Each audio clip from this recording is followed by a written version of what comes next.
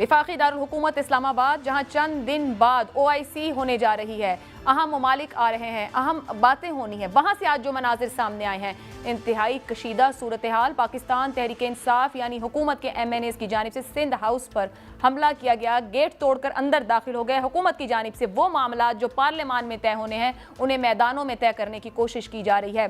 बात का आगाज होता है अदम एतमाद पर वोटिंग की बजाय हुकूमत की जानिब से गालियां, नेम कॉलिंग, धमकियां, खरीदो फरोख्त के इल्जामात और साथ ही साथ प्यार से वापस आने की दरख्वास्त भी।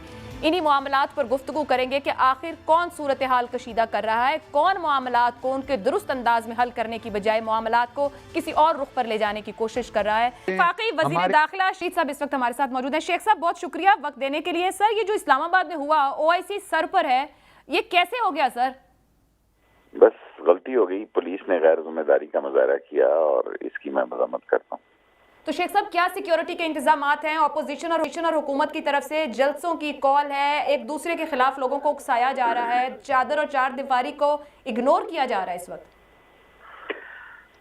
आज मैंने प्राइम मिनिस्टर साहब से अर्ज की थी और उन्होंने कहा इन दोनों को अलग अलग जगहों पर जलसों की इजाजत दी जाए, दोनों को अलग अलग रास्ते देंगे। DC इस्लामाबाद को मैंने कहा है, लेकिन जिस तेजी से हालात बिगड़ रहे हैं वो तो अभी 20-22 दिन, 27 तारीख बड़ी दूर है और 25 के बाद मैं किसी कहने की पोजीशन में हूँ, 24 के बाद के क्या करेंगे, दोनों पार्टियों को किस रूट से लाएं। और क्योंकि वो 25 को चल के 27 को पहुंच रहे हैं, ये 27 को पहुंच रहे हैं, सो दोनों के लिए अलग अलग जगहों का इंतजाम करना और रास्ते में कोई तसादम ना हो, इसकी मैं भरपूर कोशिश करूंगा। शेख साहब, ये जो अभी सिंध हाउस के बाहर से अरेस्ट किए गए हैं आपके ऑर्डर के ऊपर ही, क्या इन लोगों पर पर्चे कटे हैं?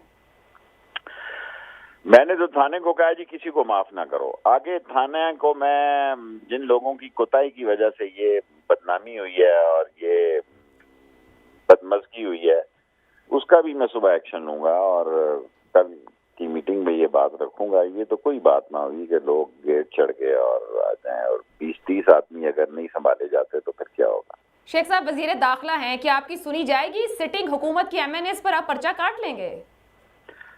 देखें, पकड़ा तो है, आगे अब पर्चा काटना, जो अब आप मुझसे ऐसे सवाल कर रही हैं, मेरा काम यही है, मैं एज ए इंटीरियर मिनिस्टर इस वाकये की मजम्मत करता हूँ। सर, अगर इसके बाद ऑपोजिशन की जानिब से कोई इस तरह का वाकया या वो कहीं इकट्ठे हो जाते हैं तो फिर जिम्मेदारी तो हुकूमत की होगी कि आप लोगों ने उकसाया है। देखें, अब ये बात तो किसी और तरफ जाती दिखाई दे रही है, अल्लाह करे ना जाए। और सर, आप शाम से बार बार और तरफ कह रहे हैं, थोड़ा एक्सप्लेन करेंगे सुनने वालों के लिए? भाई, लड़ाई झगड़ा गली मोहल्लों में चला जाएगा तो मुल्क अनारकी में चला जाएगा।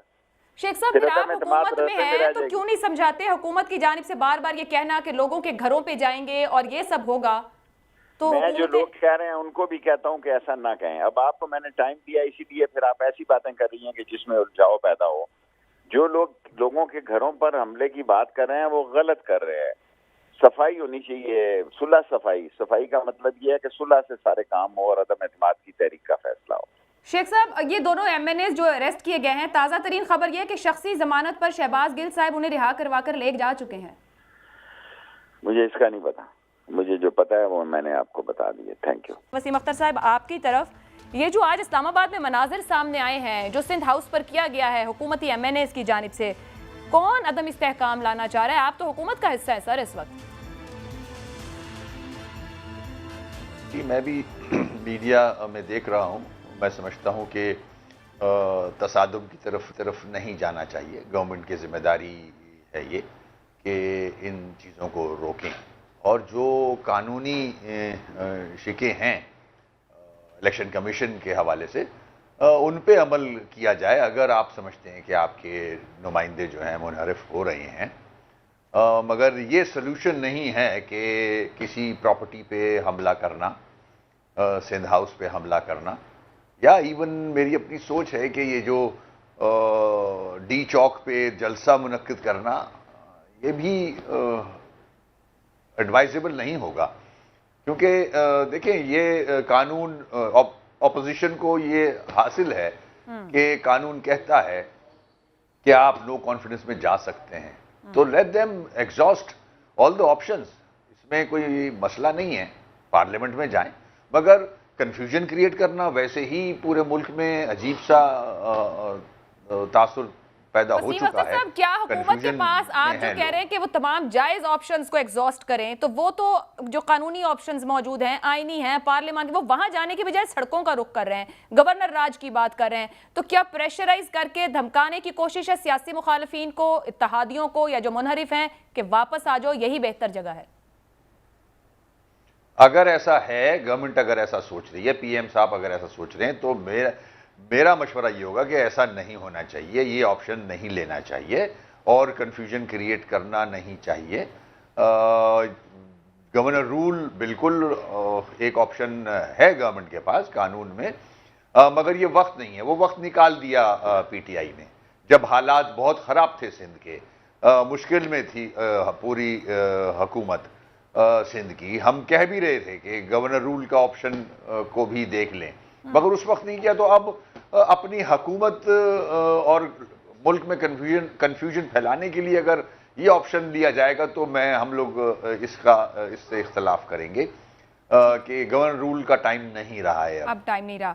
वसीम साहब, इमरान खान खुद स्टेप डाउन कर जाएं, जमात में से किसी को वजीर आजम ले आए, आप लोगों के नजदीक, एमक्यूएम के नजदीक ये -1 चल सकता है, फिजिबल है?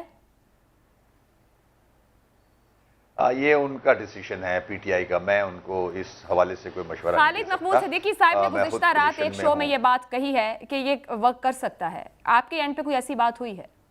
उनसे सवाल किया गया था, तो उन्होंने अपनी राय दी थी दुरुस्त। कि हुकूमत अगर बच भी जाती है तो पीएम साहब का जाना ठहर चुका है, और एक आदमी की सोच हो सकती है बिल्कुल।